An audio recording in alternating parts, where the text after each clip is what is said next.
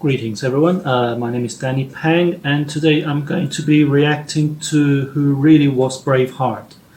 For those of you who don't know what Braveheart is, it is a 1995 film by Mel Gibson about a Scottish warlord, William Wallace, who fought for the freedom for Scotland in the 1300s, 13th century. But judging by the tone of this video, from the title of this video, I'm guessing there were a lot of historical inaccuracies in the film. So let's have a look. You may have seen the movie Braveheart, starring Mel Gibson, about William Wallace's rebellion against the English. It's action-packed, entertaining, and inspiring. It's also pretty darn historically exactly what I thought. So who was this William Wallace guy anyway? Is anything in the movie true? Why is Wallace so revered and celebrated over 700 years after his death? Before we get into the story of William Wallace, a quick discussion about two aspects of the costumes worn in the movie: the blue and white face paint donned by Wallace for battle, and the wearing of plaid. The Scots didn't fight wearing white, blue, or any other color face paint. The Picts, a pre-Scottish indigenous tribe native to Scotland, did decorate themselves with blue paint. However, this was several hundred years before Wallace was born. Sure, one could argue that Wallace borrowed the custom of blue face paint from the Picts to intimidate the English and get hyped. However, he was a 13th century Christian nobleman of Scottish descent. Him invoking a custom of an ancient pagan tribe that people thought was uncivilized is pretty unlikely. Chances are, in real life, Wallace wore a helmet in battle and you wouldn't be able to see if his face was painted or not. Secondly, Scots didn't start wearing plaid until the 1500s, long after Wallace's death. During the 13th century, both Scottish men and women wore long, loose-fitting tunics called leanas, which were generally belted about the waist. Men wore them to the knee, while women wore them to the ankle. Leanas were worn with undertunics and often hose or leggings for warmth. Some Scottish nobles, especially those who lived near the border, did adopt the dress of their English counterparts, especially for more formal occasions. When going into battle, Scottish men wore lania croix, or bright yellow tunics. The brighter the better. Often saffron was used to dye the tunics, but as it was very expensive, poor clansmen turned to other ingredients such as horse urine or crushed bark to achieve a brightly colored garment. Many hundreds of years later, when the Scots began wearing plaid, they weren't worn oddly belted as depicted in Braveheart. Some historians have compared the Scots in Braveheart wearing kilts, akin to making a movie about the American Revolution showing the colonial men wearing 20th century business suits with their belt worn over their suit jackets, rather than through the belt loops of their pants. That's how egregious and nonsensical the plaid wearing was in Braveheart. Okay, now... Well, I suppose they had to... they preferred to use historical stereotypes, so the audience would feel more familiar with that time, with that time.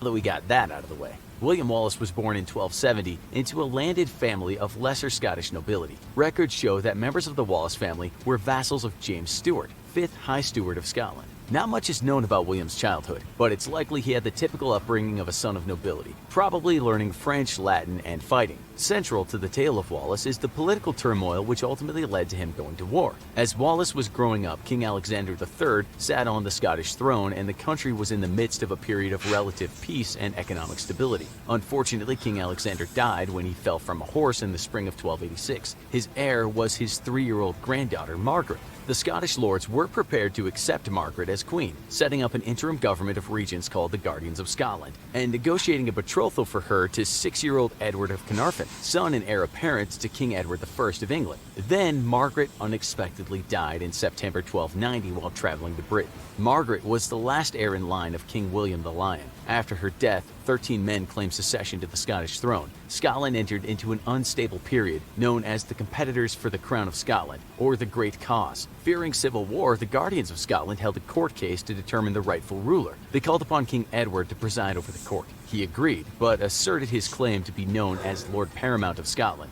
basically feudal overlord. The Scottish nobles weren't happy about that, but acquiesced. Ultimately, in 1292, John Balliol was determined to be the heir and rightful ruler of Scotland. John was a rather weak king who was unable to prevent Edward from meddling in Scottish affairs. Unhappy with John, in July of 1295, Scottish nobles appointed a Council of 12 to rule instead. The council ended up signing a treaty of mutual assistance with France. In retaliation, Edward invaded Scotland, sacking the port town of Berwick-upon-Tweed, and starting the First Scottish War of Independence. Eventually, in July of 1296, John was forced to abdicate and was imprisoned in the Tower of London. Edward demanded some 1,800 Scottish nobles, some of whom had been punitively taxed or imprisoned, pledge an oath of fealty to him. Unease, disorder, and resentment spread throughout Scotland due to English hegemony. Scots began protesting and committing acts of defiance against local English officials. Meanwhile, Wallace would have been in his 20s when most of this was happening. While it's not known for certain, it's likely that Wallace married Marion Bradefute, daughter of the Earl of Lamington, in 1297.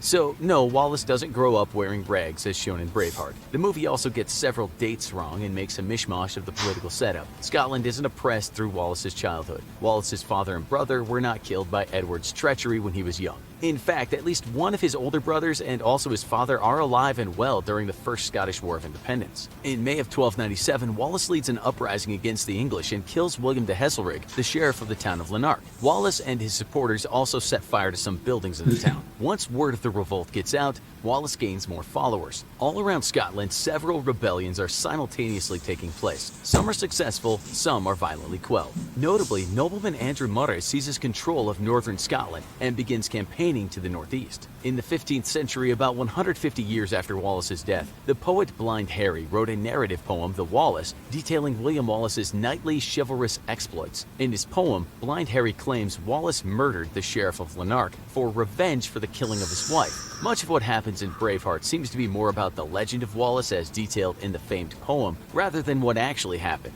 In the movie, Wallace murders the sheriff in revenge for executing his wife Marone. For reasons unknown, the movie changed her name, after she fights back against an English soldier assaulting her. Up until his wife's death, Wallace is not depicted as being against English rule. In real life, it's thought that Wallace's wife was possibly killed, maybe for helping Wallace escape from the English on a previous occasion. However, Wallace was always against English rule. Previously, he'd refused to sign the Ragman Rules, a record of nobles swearing allegiance to King Edward. After Lanark, Wallace joins forces with another disgruntled noble, William the Hardy, and they raid the town of Scone. William is captured, but Wallace and his men continue on a rampage to capture Scottish land held by the English. Wallace and the other rebel nobleman Murray meet up and join forces. Although greatly outnumbered, on September 11, 1297, their combined army defeats the English forces at the Battle of Stirling Bridge. Murray and Wallace employ clever military strategy and wait until about 2,000 men of the English army have crossed the narrow wooden Stirling Bridge before sweeping down from the high ground to attack. They push the English back toward the bridge, gaining control of the east side. The vanguard English infantry are trapped between the advancing Scots and soldiers still trying to cross the bridge. Many English are slaughtered, and eventually the bridge collapses, drowning even more.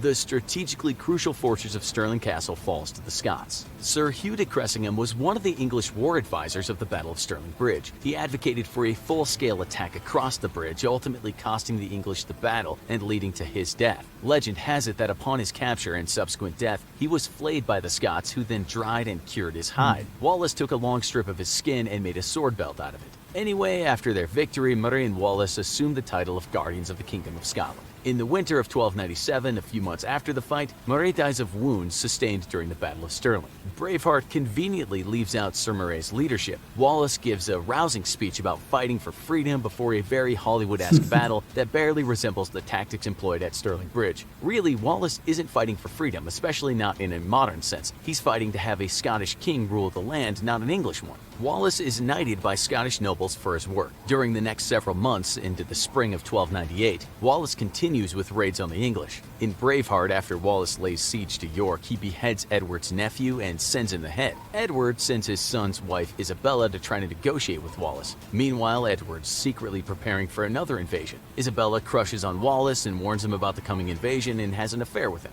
Later, near the end of the movie, Isabella taunts Edward with the knowledge that she's pregnant with Wallace's child and his family line will die out. The movie plot sort of follows Blind Harry's poem. Why couldn't Edward just find another queen and have a baby with her? Why does his bloodline have to stop with Mary's betrayal? Which claims that after defeating the English at Stirling Bridge, Wallace invades England, captures York, and beheads Edward's nephew, the governor of the city. An unnamed English queen, probably Edward's wife, comes to Wallace and tries to negotiate peace, even giving him a large sum of gold. Wallace refuses because he doesn't trust the English. Things were slightly different in real life. Wallace never invaded York. It's not known whether Wallace ever secretly negotiated with the English. If he did, it was not with Isabella of France. He never even meets Isabella, let alone has a romance with her. During the events that took place in the film, she would have been about 2 years old, having been born in 1295. Isabella doesn't even arrive in Britain until 1308, a few years after Wallace's death. Her future husband, Prince Edward, would also have been quite young during the time of the movie. When he grew up, he was pretty manly and not sniveling or limp wrist how the movie portrayed him. But that's a whole nother video. In April of 1298, King Edward again invades Scotland. The English plunder Scottish lowlands to the east and take back land captured by the Scots. For the next several weeks, they make further inroads into Scotland, trying to force a confrontation with Wallace's army. Wallace responds by adopting guerrilla tactics, harassing Edward's forces, but he's hoping that he can avoid a pitched battle until the English army runs low on supplies and has to retreat. In July, just when Edward is contemplating a withdrawal to Edinburgh to get supplies, he gets word that Wallace is camped nearby close to Falkirk. Edward forces a pitched battle and uses Welsh longbow archers to great strategic effect. The Scots are vastly outnumbered, and although they fight hard, they suffer a crushing defeat. Wallace manages to escape, but his reputation takes a beating. In September 1298, Wallace resigns his position as guardian.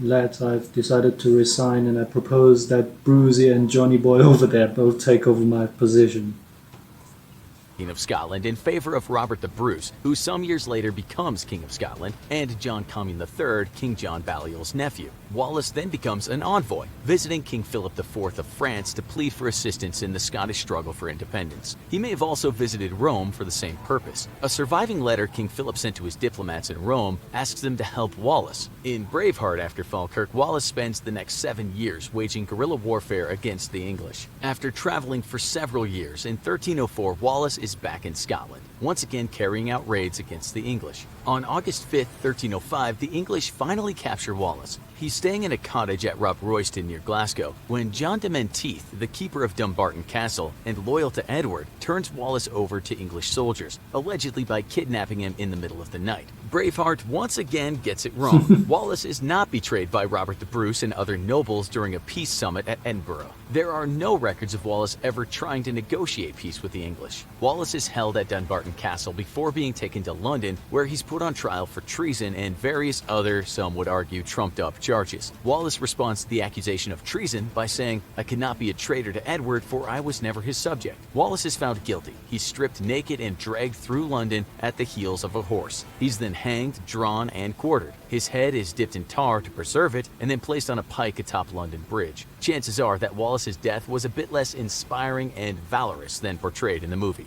Robert the Bruce eventually becomes King of Scotland in 1306, and over the next several years wages a fairly successful guerrilla war against the English and Scottish nobles who have sided with King Edward. Finally, in 1314, Robert defeats a much larger English army at the Battle of Bannockburn. It's a decisive victory for the Scots. As to whether they chanted Wallace's name during the battle like in the movie, that's left to history. Was Braveheart, the two-handed longsword Wallace hauls around for most of the movie, an accurate weapon for 13th century Scotland? Not really. A one-handed sword and shield would have been more accurate to the period. The movie may have taken its cue from the Wallace sword, a huge antique longsword over 3 feet long and weighing close to 6.5 pounds that's on display at the National Wallace Monument in Stirling. Legend has it that Menteith took the sword when he captured Wallace, but no records survive and the sword isn't accurate to the period. The first mention of the Wallace sword is 200 years later, in 1505, when King James IV of Scotland pays to have the Wallace sword refurbished. Whether used by Wallace or not, the Wallace sword has come to symbolize resistance and freedom to the Scottish people. Through Blind Harry's poem and other stories, the legend of Wallace has lived on. He resonated with the populace for his courage and his kinship with common people. His army was mainly made up of ordinary men, not nobles. Furthermore, Wallace remained steadfast in his belief that Scotland was an independent and sovereign nation of people who should only be ruled by the Scottish. They shouldn't have to knuckle down or be assimilated by their powerful southern neighbor. Unlike other Scottish nobles who switched sides when it was politically strategic to do so, Wallace was always loyal to Scotland. Now it's time to take charge yourself and choose one of these two great videos to watch. Well, that's the end of that video. I suppose the film did glorify William Wallace quite a lot, and I suppose they had to do that for the dramatic effect and to make him an inspirational leader.